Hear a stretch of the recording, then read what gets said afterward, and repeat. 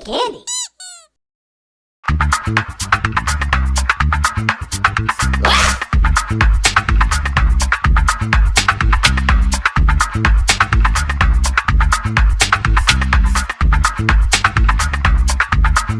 Hello and welcome to a brand new episode of Soul Ranked here on Penny Candy. I'm your host, Damian Nova, and today I will be looking at the entire body of work of Prince. Now, I have been sort of avoiding this one because he is my favorite artist of all time. Prince is Prince, and that's it. There's no comparison of him to anybody else. One of the most prolific and brilliant musicians of all time. That being said, trying to do a soul ranked in the same way that I have done Rasan Patterson's or Anita Baker's, it's tough. There is a lot of music here. So I decided, instead of doing a ranking, I would do a tier list. Since tier lists are so popular and the last tier list I did such good numbers, I just said, hey, let's just do another one. Let's just keep this repetitive ball rolling. I am a fan. I can safely say I have about 90% of his body of work. Some of it is impossible to find. Some of it's out of print. Some of it just doesn't exist anymore. But I definitely have the mainline albums, and that is what we're going to talk about today. I am not going to be talking about anything really from the MPG fan club website that was, his way of sort of separating from Warner Brothers. So he was distributing his music strictly on the website. So I won't be talking about most of the MPG work. So we're not talking about Gold Nigga. We're not talking about Expectation, which is on here on this list. This is sort of a template list. I'm sure there are things missing. There's literally so much work, but I'm going to do my best at trying to rank these in accordance to my ear. Now, that's the thing about Prince. Prince's music hits people differently because it spans so many decades. There are some people that discovered Prince on different wavelengths. So a lot of people discovered Prince around Purple Rain. A lot of people discovered Prince around Diamonds and Pearls. A lot of people discovered Prince around Musicology. So there's something to be said about what is my favorite Prince album. That's always a very difficult question for most Prince fans. I discovered him very early in his career, so I can safely say that I'm a bit of a Prince expert when it comes to the trajectory of his body of work and the sort of evolution, de-evolution, and then evolution again of it. Listen, I'm not a genius like Prince was. All of our ears hear Prince differently, but this is my opinion. It's just my opinion. So I have cut up this tier list in 5 categories. Purple Majesty, meaning it's the S tier album. It is the princiest Prince album. Also, it's an immaculate body of work. Nothing else can touch it. This is Prince at his strongest. The Dawn is still strong, still good Prince, still well-made Prince, but something's missing, right? Either it's too short, or it's too long, or it's just not on the same wavelength as something that would be in Purple Majesty, but it's still great work, can be seen by some people as perfect. Got it off means he got it off. He made a project. He said, I'm going to do this. It's going to be a lot of fun. Or I got some people I want to work with, so I'm going to do that. Or, it's just him playing around a lot of times. Or it's going to be something where it maybe just wasn't up to par. Like it's good. It's a good project. And it's nothing that we can say, oh, I hate that album. But it's just okay. It's good. My private joy is the albums that aren't considered good, or the ones that pretty much the Prince fandom at large don't consider good, but may have its fans, its very specific fans, and they hear the project's identity and they can identify with that identity. And it may be a deep cut, and it may be something that people are like, Prince wasn't doing nothing, but it still has its fans. And it's an okay project. It may be an okay project with really, really good music and really, really good songs on it. Face Down is Prince's worst work. This is the stuff that people hate and maybe I hate. So without further ado, I've talked enough. Let's get to this Prince tier list. We're going to start with For You, which is his official first album. For You, because there's music that he put out before this. To me, it's a part of a trilogy of albums that all sound similar and have very similar energy, and that is Michael Jackson's Off the Wall, Rufus and Shaka Khan's Master Jam, and this. These three albums can be played together, and they sound great together. Now, the mix on For You, I think they've remastered it since, but the original mix on For You was really, really low, and he did a lot of it. I think he played all the instruments himself. It's an impressive project, but it's kind of mid, right? It's okay. When you consider Prince's entire collection, it's okay. So I'm going to put it in the Dawn. It's a good project. There's literally nothing wrong with this album, and it has great songs on it. But it's mid-tier as far as like Prince music is concerned. So moving on to the self-titled album, we're gonna put this also in the Dawn. I think both of these albums is like a part one, part two. I think the Prince record is better. So you know what? I'm gonna put it above For You. Can I do that? Okay, so I'm gonna put it above For You, but it's a lot of the same music. It's a lot of the same type of music, but we got hits off of this. We got I Feel For You. We got Do You Want to Be I Want to Be Your Lover. Fuck, I'm going to LaBouche. I like this album, but it is just part two of For You. It's good. It's good. It's a great start for an artist sort of figuring it out, you know. And he's really young here too, so it's impressive for somebody so young to do something like that. Dirty Mind is sort of the first time we get a glimpse at what Prince would become in the 80s. It's got some good stuff on it. It's got some controversial stuff on it. It gets more controversial later. I still wasn't tapped in. As a kid, I still wasn't tapped in yet. My mom was listening to it, but I wasn't tapped in. I was still watching Sesame Street and The Muppet Show. The Electric Mayhem was basically my first introduction into loving music. So Prince wasn't there yet. I like this as I got older, and when I got older, and in 2026, this album it holds up in a lot of ways, and it doesn't in a lot of ways. So we're going to put it in the Dawn. I'm going to keep that rolling. I think this is a good run.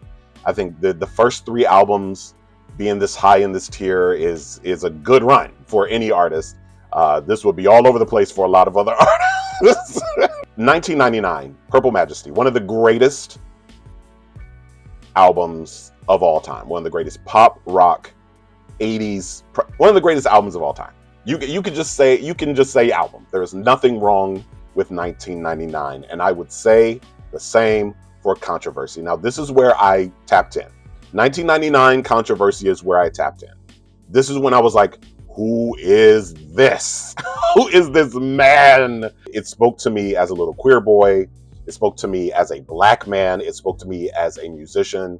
These two albums are unfuckwithable. These are perfect albums. It is sort of a part one and part two again, much like For You and Prince.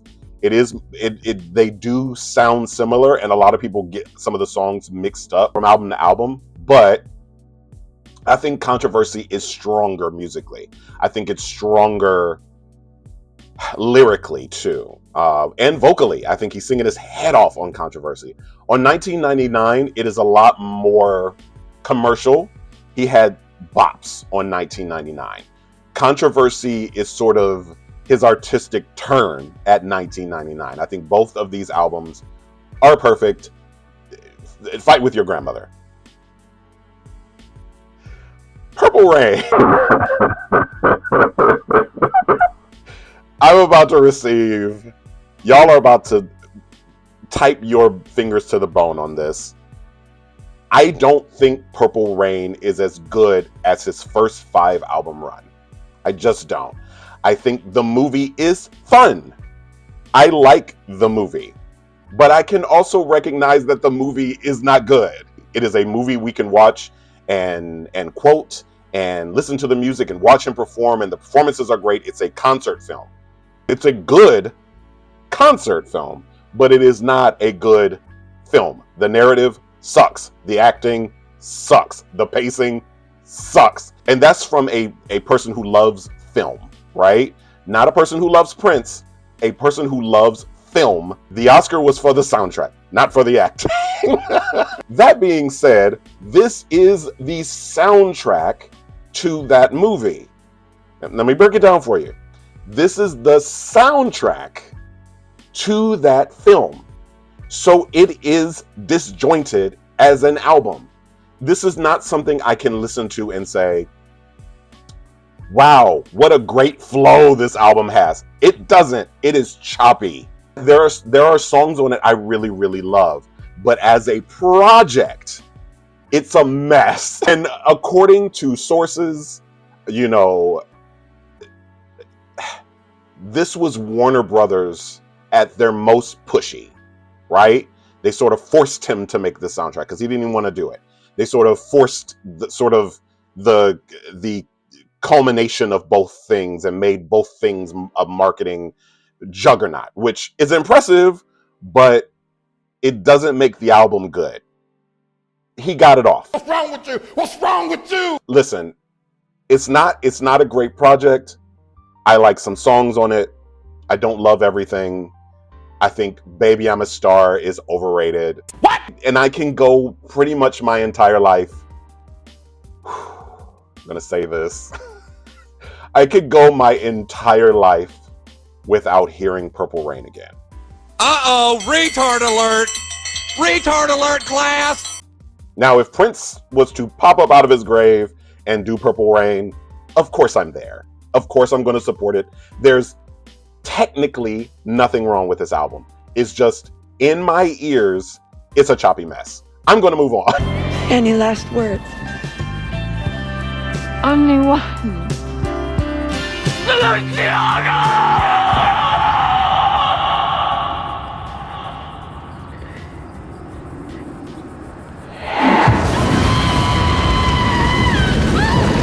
Parade. Purple Majesty. It is perfect. This album is perfect. There is literally nothing wrong with Parade. This is him at his most whimsical. Well, Around the World in a Day is pretty whimsical, and we'll get to that. But this is him at a level of whimsy that we hadn't seen yet. Not really. Everything was kind of funky and gritty and punk. Even the cover is whimsical. You know, it's him sort of leaning in to this persona that he has presented to us. There are songs on it that make me cry. There are songs on it that make me dance.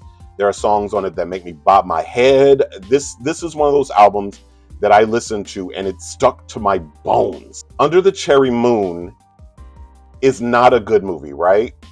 But it's the most Prince movie out of all three.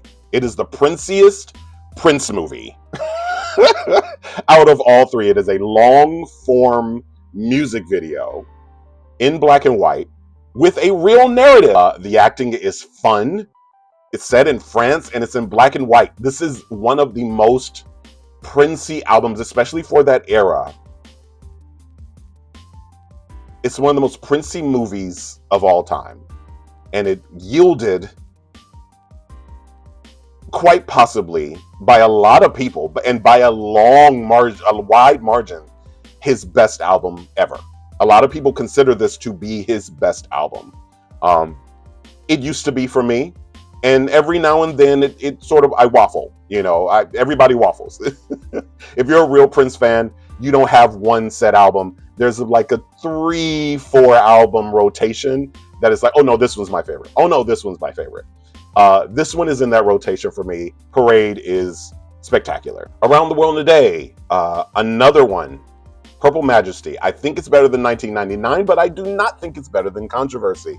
Around the World in a Day is probably, I was tapped in around 1999 in Controversy, but I was old enough by the time Around the World in a Day came out for my ears to connect for real, right?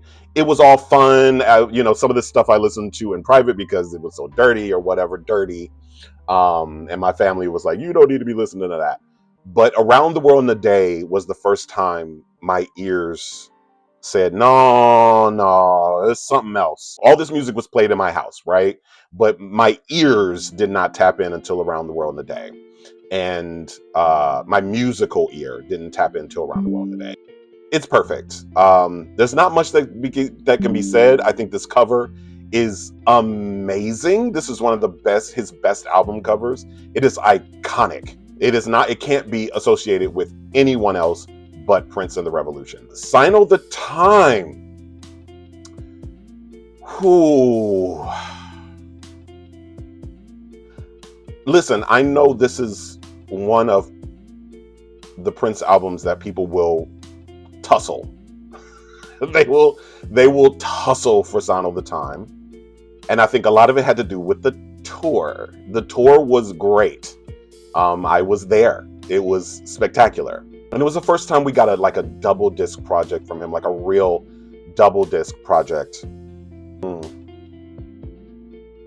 Some of these albums that people consider genius are going to be tough because, and I mean tough in a way that I don't want my YouTube channel to get shut down if I say some shit you don't like. As a kid, I hated this album. Oh my God, bro. Oh, hell no, man. What the fuck, man? As an adult, on re-listen, there's nothing wrong with it. But there's something about the mix on some of these songs. Like Hot Thing is high in the mix, right? Housequake is high in the mix. It's something about the production of it that bothers me. But it does have You Got the Look, and that is one of my favorite Prince songs. Purple Majesty. I'm not about to do this. Listen, I have already lost some of you with Purple Rain. I think Sign of the Time is a perfect album to a lot of people. And I do think it is better than Around the World in a Day. It's hard to describe. And I'm hoping that somebody in the comments can help me with this because I can't describe it.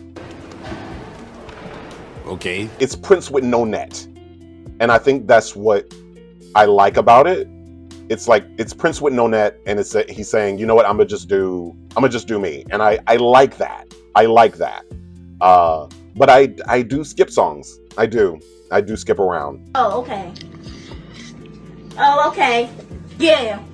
Oh, okay. The Batman soundtrack.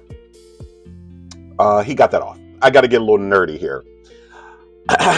So, I think I might be a comic book fan more than I'm a Prince fan. That's a crazy comparison. However, in this case, you kind of gotta compare the two, because as much as I love this album, I don't think it's a good Batman soundtrack.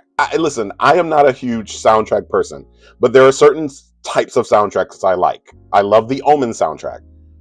I love the Exorcist soundtrack. I love horror soundtracks. And I love superhero soundtracks. Love the Superman, the first Superman soundtrack. I think it's beautiful. I think it's perfect. I think Prince could have put together something orchestral for this. I mean, we got Danny Elfman. Danny Elfman's going to Danny Elfman. He gave us a string of Prince songs that are well made and are a lot of fun, and there are literally no skips. Literally no skips on this soundtrack. But it's not a good Batman soundtrack. When I was watching Batman and you hear Party Man when the Joker is going through a museum vandalizing art, as excited as I was as a little boy watching the Joker, who's one of my favorite villains, played by Jack Nicholson, who's one of my favorite actors, with Prince playing in the background, who is my favorite artist. There was something weird about the juxtaposition when they played Trust while he was throwing money out to the crowd. Did it work? Maybe. I think the music would have worked better as background music, like city music. Like if they were like at a club fighting or something, then it would have made sense in there. Or if it was, sort of you walk by somebody and they're playing this song on a boombox. It's the 80s, lean in. But I felt like them putting these songs in the forefront of a lot of these scenes didn't work. I'm talking too long about the Batman soundtrack because this is how I feel about it, but he got it off. He made his money. It's probably one of his most lucrative projects.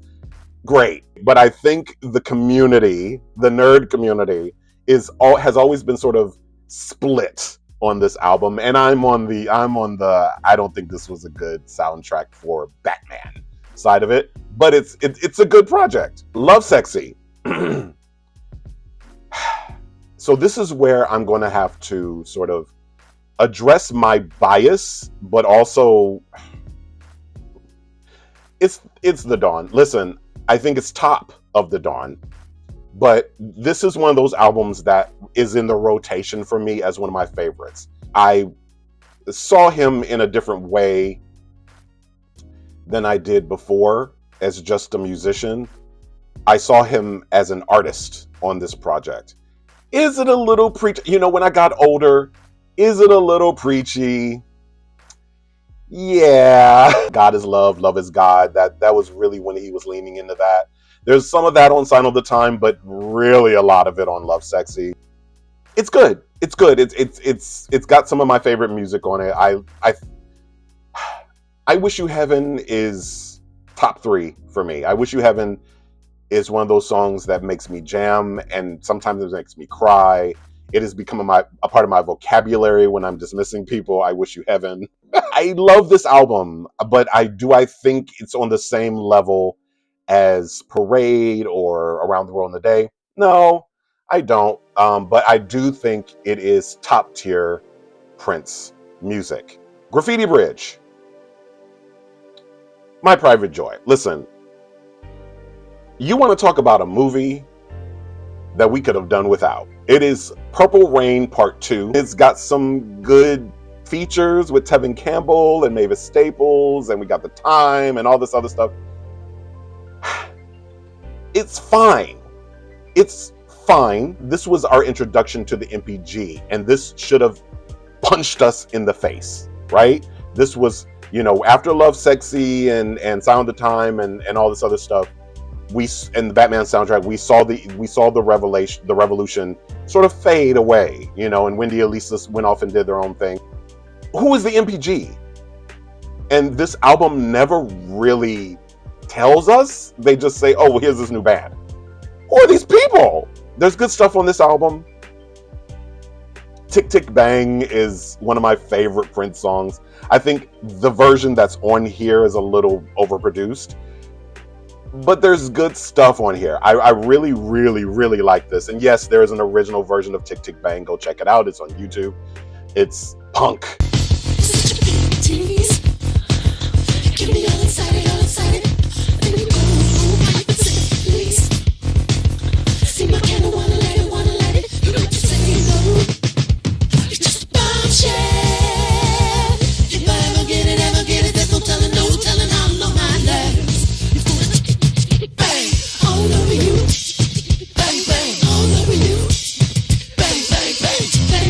songs on it that I have on my playlist, but I don't have the whole thing on my playlist. I don't. I think Melody Cool is a mess.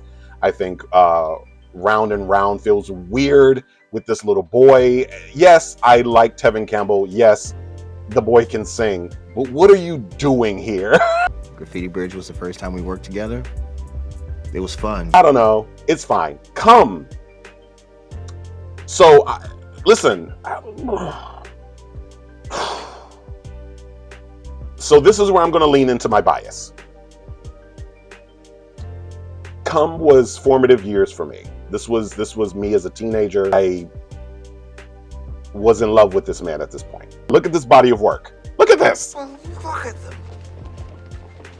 Look at just the tears. He's all at the, most of it's at the top. Him announcing that he was no longer using Prince, fine. Those of us that are real Prince fans don't give a fuck. We never gave a fuck. We always thought that was fucking cool. The rest of the world did not get on board. But the Prince fans were like, okay, the symbol is this. We've seen that symbol. We saw it around Sign of the Time and Around the World in a Day, and we saw that symbol. So we were like, yeah, that's his symbol. That's what we associate with him. Him being in front of a cemetery with the numbers under it kind of fucked me up. It's a dark album with songs like Pheromone and Dark and Solo. It's a dark album, and I think that's why people don't really like it. But this is one of those albums that stuck to my ribs. Pheromone stuck to my fucking ribs. That song, God, I love that song. It's such a good story. This man watching this sort of voyeurism kink. I don't know. I think people shit on it way too much. Personally, this is my opinion. Personally, it's The Dawn. Okay, now back to that steak in the table. This album deserves far better than it gets. All the music melds so well. I think Let It Go was a bad single release. I think that's part of it. I like Let It Go, but it shouldn't have been the lead single. You can leave your hateful comments. I don't care. The Black Album. Oh, God. Somebody kill me now. I think people are more obsessed with the lore of the Black Album than they are with the actual album. Prince is legendary, and he's also very private.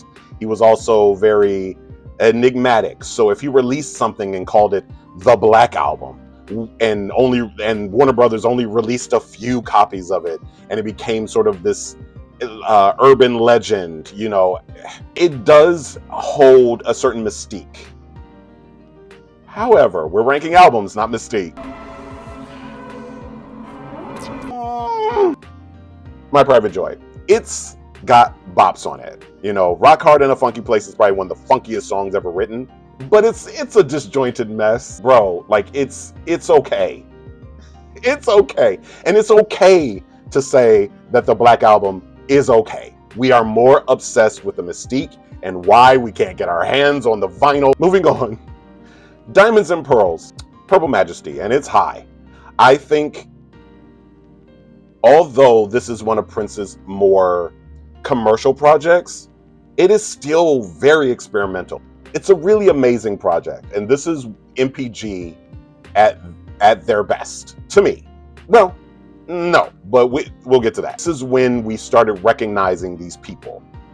The people that are in the MPG, we said, oh, I know who does what now. Everybody had their own identity. We knew who Rosie Gaines was. We knew who the drummer was. We know my brain is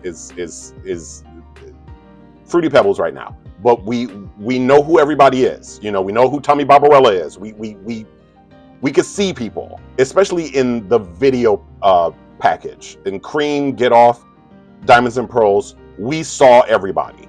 You know, and it's like, oh, this is the new band. Okay. And they were beasts. Everybody was a beast. It's so well mapped. Like all the songs are so well mapped from top to bottom. And then like releasing the album with a holographic cover. I mean, the rollout for Diamonds and Pearls was so big. It was so intense that any artist that saw that had to be shaking in their boots, man. There's this whole train of thought that Michael Jackson would try to get to something before Prince thought of it. And Michael had to have seen this and said, holy shit. The rollout for Diamonds and Pearls was wild. I think that's the thing we forget. And then his live performance at the MTV Video Music Awards. Oh my God. The Love Symbol album. I think it's high. I think it's high. You're high! I think we forget about the Love Symbol album because this was Prince at probably his most egotistical. He was really leaning into what people thought of him. a lot of that on the album. The first lead single being My Name is Prince is wild.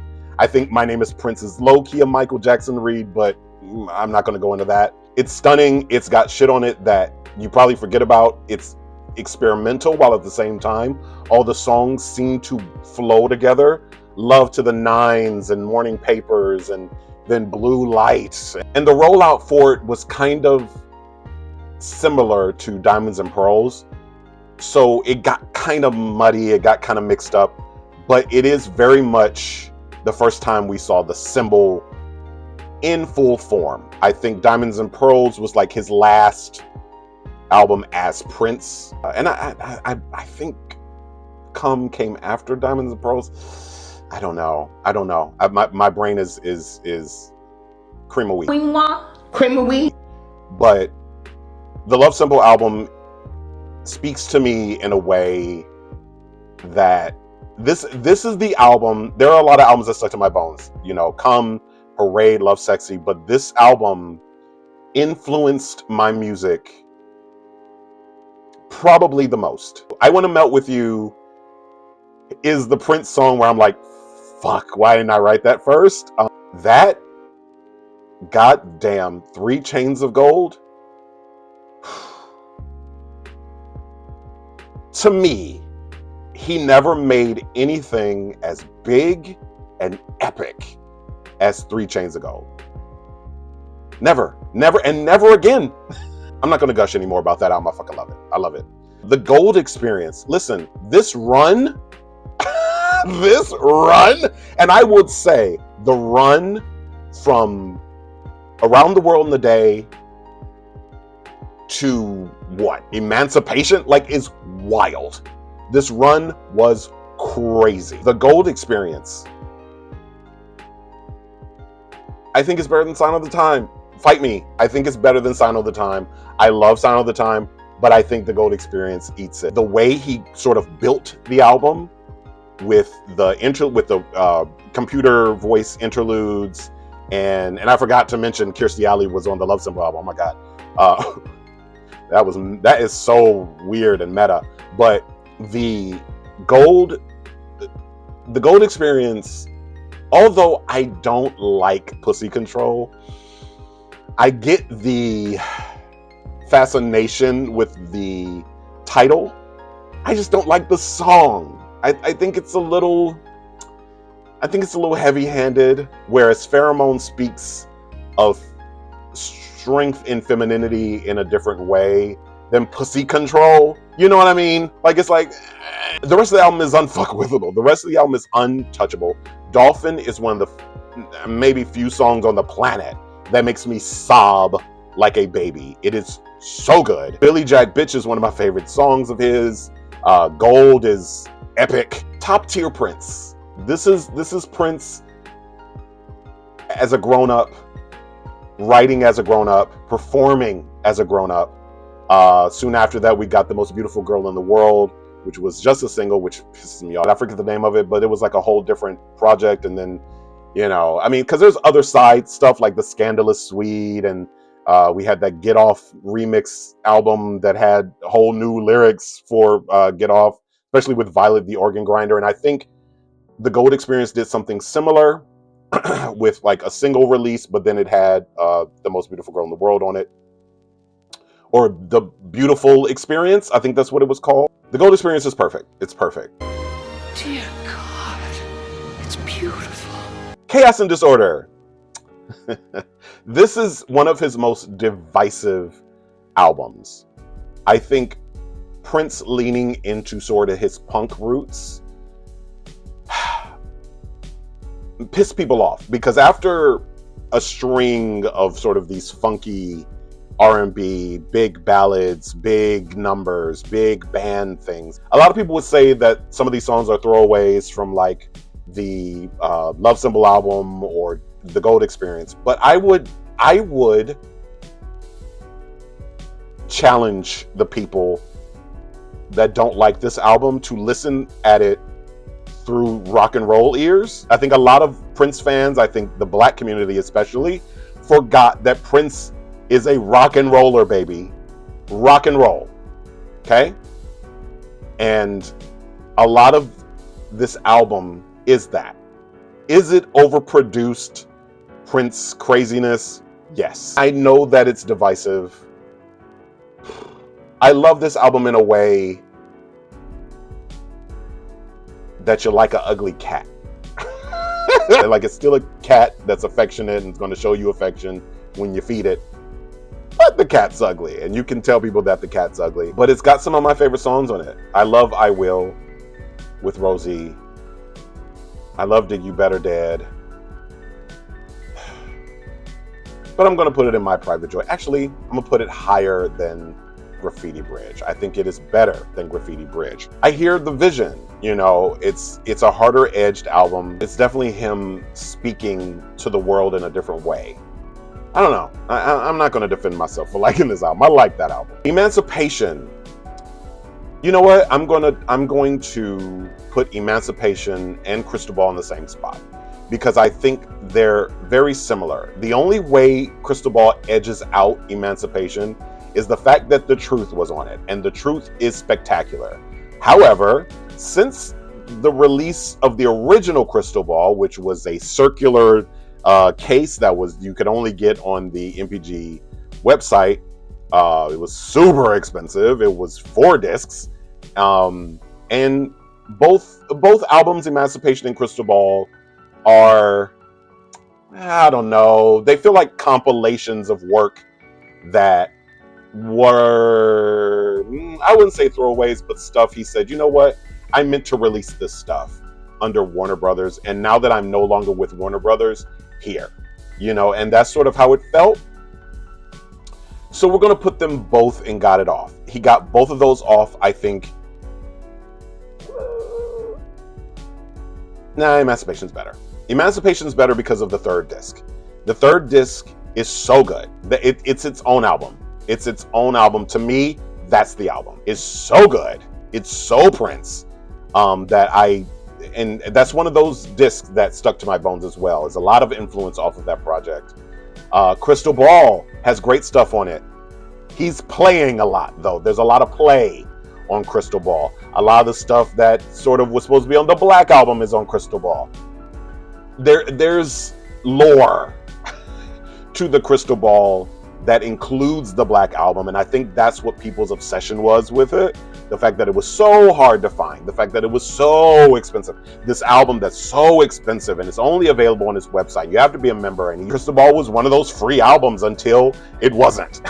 And I love it for that. The Truth, on the other hand, by itself, as his acoustic album, which has some of his best music, some of his best lyrics, some of his best work on it, I'm going to put it in the Dawn. I think it's low tier on the Dawn, but I do think that that is one of his best bodies of work. This is when it's starting to get a little funny, because we've entered the late 90s, early 2000s Prince, and there is a this is what people consider the dark times for Prince. This is where the Prince fans sort of were like, this is all fine, we'll buy it, but none of it is hitting, you know. And I think The Truth, coming off of Crystal Ball, was brilliant. I think that's a great idea. I wish they would do the same with the B-sides, because I think the B-sides is its own thing. I hope they release the B-sides as its own thing. I think The Truth is great, but I do think this was the beginning, Emancipation Crystal Ball. As much as we celebrated him for leaving Warner Brothers, this was the weird, dark time of sort of the Prince camp. Everybody was sort of leaving and coming in and leaving. He brought people in. He was working with all these different kinds of people. This is when he was leaning into the MPG projects. This is when we got Gold Nigga and all this other stuff. Exodus. We got Exodus out of it. So yeah, it's New Power Soul. This was not on here for some reason. I had to add this. New Power Soul has Chaka Khan and Larry Graham on it. This was the trilogy of albums. Larry Graham's GCS 2000, Chaka Khan's Come to My House, and New Power Soul.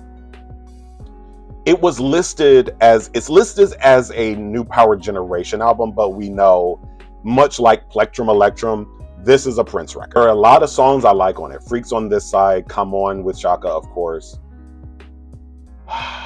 Come to My House was the best of the 3 albums that they put out.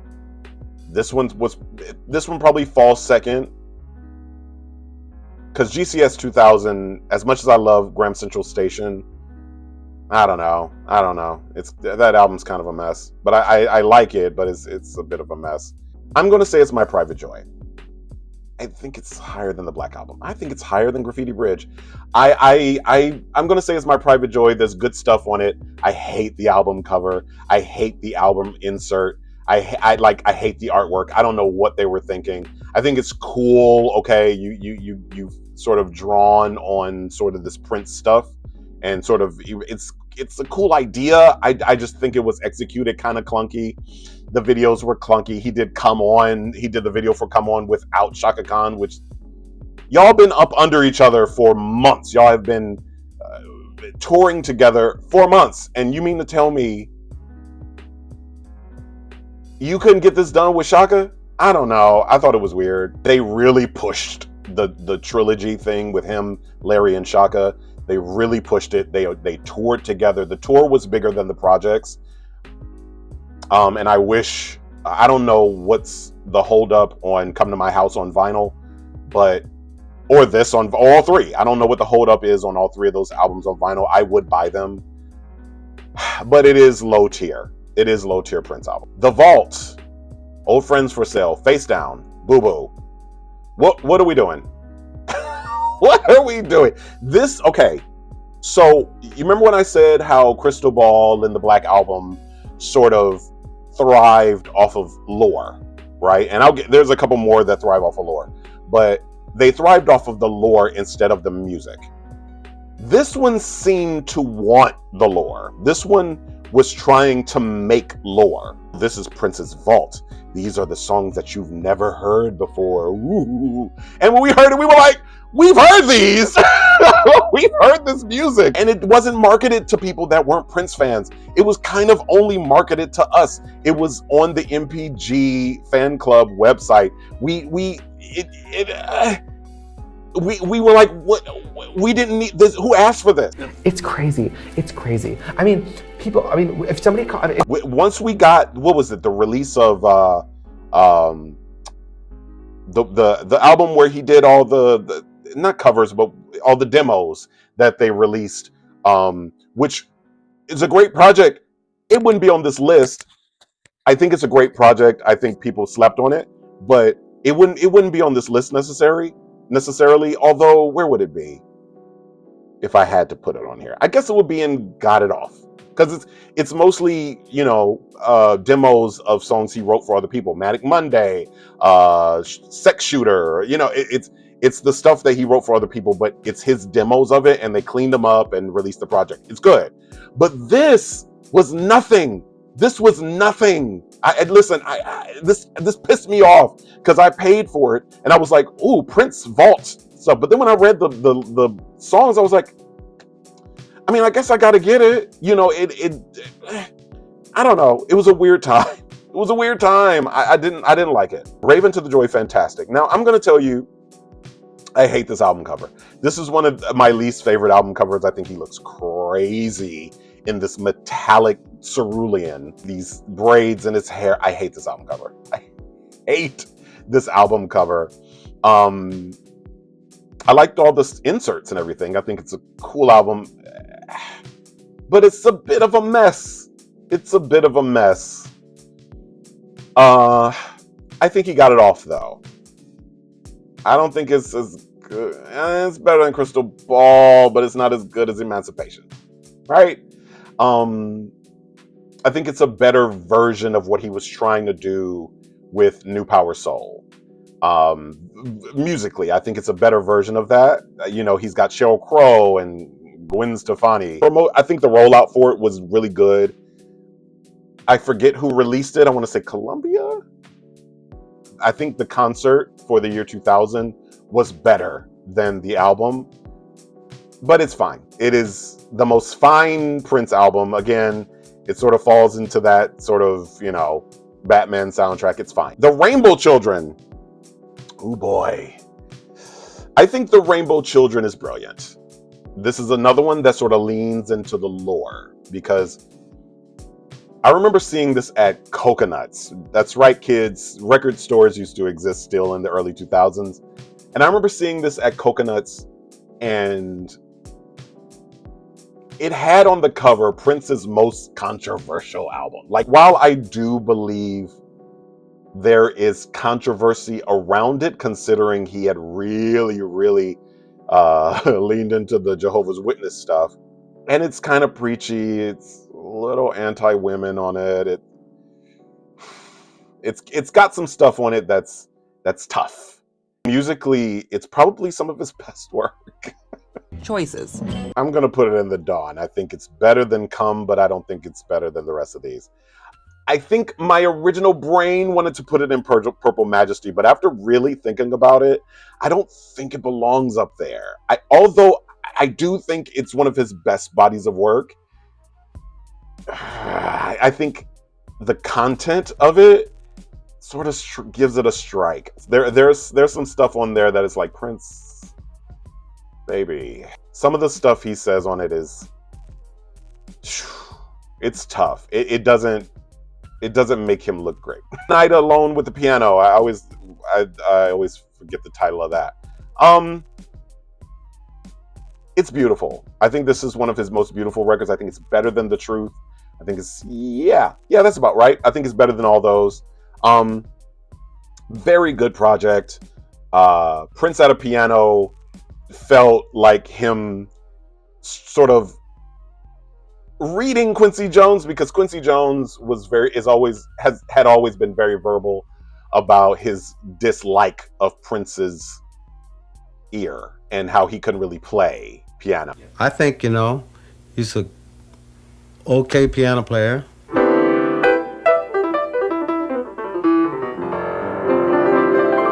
If you talk about piano playing, it has to be compared to what? Compared to, Herbie Hancock.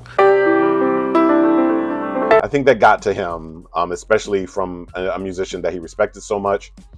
And I think that whole thing I think there was more of a rivalry between Prince and Quincy than there was between Prince and Michael. I really do. I think Quincy was threatened by Prince, and he let that come out in hate and being a hater about his musical ability. And I think this album was a way of him saying, fuck off. Great music on it. If you've never heard One Night Alone, please add it to your playlist. News. Now, News is mostly instrumental, and he does that every so often. There's some stuff on the MPG website that was just instrumentals. They're good. This is good. Me and my grandmother listened to this when it came out, and she fell in love with it. She really loves this album. I'm going to say he got it off, though. Nope. No. I'm going to say it's Private Joy, and it's low tier Private Joy. I like it. There's no lyrics on it. I think there's like a little lyric, little vocal, but not a whole lot of anything. I forget. But it's all right. It's 4 tracks, very Herbie Hancock in that way. But it's good. If Prince had started off sort of in this realm, then it would be pretty genius. And it is genius, much like the Black Album, much like, rave, but it's better than New Power Soul musically. Yeah, I like News. I think a lot of Prince fans will feel the same way. I think it's just sort of like, oh, cool. You know, again, this was the dark time. This was Prince doing whatever he felt like doing at the time. So yeah, there's a lot of all over the place on this one, in this era. That's why it's sort of up and down. Musicology. People love this album. And as much as I like this album, I don't think it's anywhere close to being one of his best. It has good ballads on it. I think it's a solid record. I'm going to put it in the Dawn. I don't think it's better than One Night Alone. It is better than Rainbow Children, though. It is. This was him proving I can still do commercial. I can still give you a commercial ballad. I can still give you a bright and shiny music video. I just don't feel like it. I feel like he was like, all right, you know, I'll do something a little more commercial. He was in his feelings about it. He did it. He won a Grammy off of it. It's a fine album. I think it's top. I think it's high tier Prince. I just don't think it's like his most brilliant work. However, I do think 3121 is better. I think 3121 sits higher than For You. I think 3121 is one of his best new era projects. He really leaned into the funk, although I think Black Sweat, the mix on Black Sweat is kind of funny. That synth is too loud. It's too loud. Love 3121, and it's one of my favorite album covers too. I think 3121 album cover is beautiful. I think the color, the black, the white, sort of that amber color, I think it's a beautiful album cover. It's probably one of his best. Yeah, it's one of his best. So, Planet Earth. Planet Earth. He got that off. I think Emancipation. Nah. Planet Earth is better than Rave and Crystal Ball, but it is okay. It's okay. It's a sad album. It's got a lot of ballads. It's kind of slow. It's Prince, I don't know, leaning into something. I don't know what he was leaning into, but it's okay. It's good. It's one of those albums, sort of like, well, I mean, like most of these albums on this tier list that are like, okay, I can listen to this. This is fine. There's nothing technically wrong with it. Lotus Flower. He had a good run there for me. He had Musicology and 3121 and Planet Earth. And then we got Lotus Flower. Or did Lotus Flower come out before all that? No, it was after. So Lotus Flower was a Target exclusive. This was back when Target had a whole section of just CDs. There was a purple standee for it that had a flower. It had like a what are they called? Folding paper. What is it called? I'm drawing a blank. Lotus Flower music and videos on all the TVs. It was a big push, and the music turned out to be I think most of the good stuff that's on this is the Bria Valente stuff. It's got some good stuff. I love Don't You Want to Fall in Love. I love Chocolate. I think it's high on My Private Joy. It's a really well-made project. I just think it's another double disc. It falls in the same place as Emancipation and Crystal Ball, and it's another double disc. It's too much. Focus. When Prince focuses, like he did on 3121 and Musicology, I think when he was focusing, it was, it wasn't just him masturbating. It was him saying, I'm going to focus. I'm going to make this a cohesive project and give 100% on a very condensed version of my music. And while I like the condensed, let's not get too condensed Black Album, but Lotus Flower is too much. It's too much music. And I never thought I would say that, but it's too much samey music. It doesn't really have its own identity. Like, none of the music has an identity. It's all sort of just Prince throwing stuff at us. And it was fine, but it was just fine. 2010, face down. Listen, it's better than The Vault though. But 2010 pissed me off. And it pissed me off because, again, this is Prince leaning to his mystique. He only released it in the UK, in a newspaper ad. Like, what's going on? What are you doing? Only for us to finally get our hands on it. I mean, I had to sort of finagle a friend of mine to send me his copy from the UK, and it's not good. It's got some fun stuff on it. I like, some stuff, but it's alright. And I know that he was still trying to hold on to that MPG, music club thing. And he was like, yeah, I'm still going to release my stuff the way I want to release it. And I think that's great for an indie artist. But when you are Prince, girl, what is going on? Why are you releasing this in a newspaper ad only in the UK where nobody else can get it? And now we got to go on eBay and spend $300 for this whack ass CD. I hated him for this. I was so mad at him for this. Jesus Christ. After that, we got Artificial Age and Plectrum Electrum. I think these albums are better than people give them credit for. I think he got Plectrum Electrum off, and I think Artificial Age, that's good. I like Artificial Age. I think Artificial Age is the dawn. I think this is Prince at one of his most Prince things. He had changed his look. He got his afro now. He's doing these third eye girl glasses, because of his new band Third Eye Girl. Great. And I would love to find out if Third Eye Girl is still making music. I doubt that they can use the name anymore, but I'm wondering if they're still making music, because I really like them as a band. But Plectrum Electrum is a Prince album. Yes, it has Third Eye Girl. It's Prince and Third Eye Girl, just like Prince and the Revolution, just like Prince and the MPG. It is Prince and Third Eye Girl. He always loved female musicians behind him. That's why a lot of the later MPG stuff, like New Power Soul, the Rainbow Children, a lot of that stuff has a lot of female artists, female musicians on it, which is Plectrum Electrum. While I love Tic Tac Toe and all that other stuff, he got it off. You know what? I think it's better than Rave. I think it's better than Rave. I don't think it's better than Planet Earth, but I think it's better than Rave. It's a cool project. It's a cool funk project. Artificial Age has some nice pop stuff on it. Whatever he was trying to do with Crystal Ball, he did better with Artificial Age, and I really like it.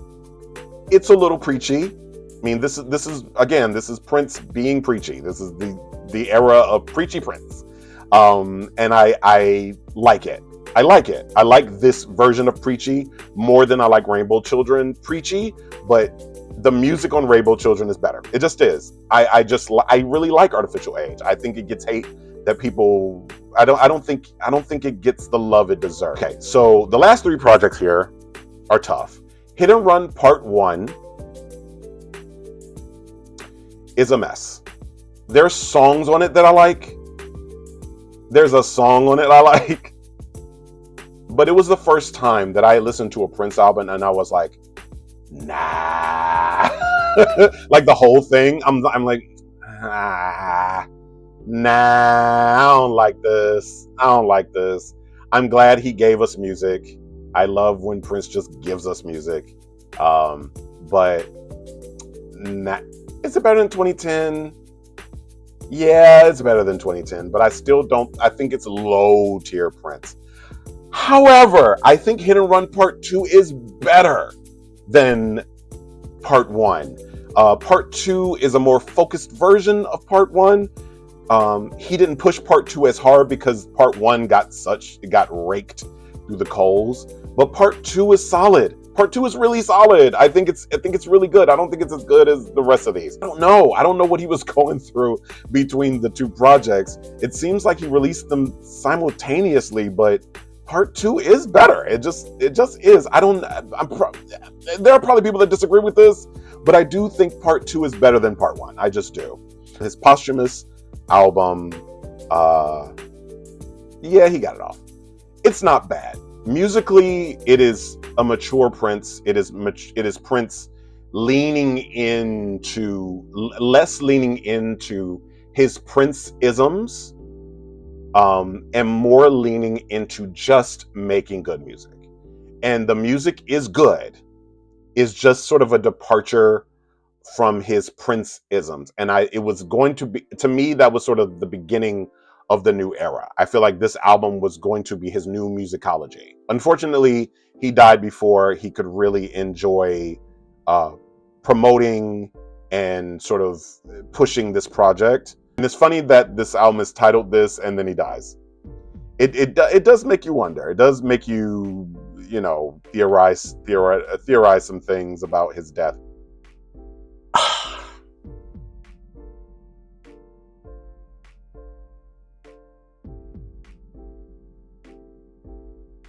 Yeah, this is right. Okay, I was a little hard on Purple Rain. I think that's lower than it should be. And this is not me just being agreeable, you know. I think it's lower than it should be. Purple Rain, I don't think it's good as Dirty Mind. It's definitely not as good as Love Sexy. Fuck off. I'm gonna say Purple Rain is just as good as 3121. I do think it's better than 3121 or For You or Musicology. Yeah, okay. I was a little hard on Purple Rain. I think it belongs in the Dawn.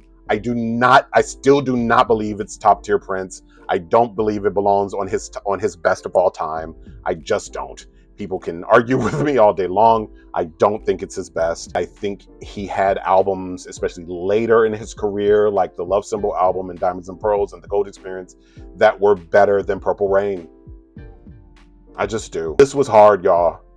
This was hard, and this is a long episode. I know, I'm sorry. Thank you for sticking with me. But remember, this is all in love. I love Prince to death. If you are watching this video, so do you. And you're probably like steaming mad about a couple of these because a lot of these spoke to people in different ways. There's nothing really on here that's unlistenable, though. You know what I mean? Prince doesn't have one unlistenable album. Nothing is so hard to listen to that you're like, oh my God, Prince is terrible. There's not one of these albums that you can say that on. Not one. If I was to do another tier list for some other artist, that would be true. But for Prince, it's just not true. Like, comment, subscribe, and I will check you next time. Candy.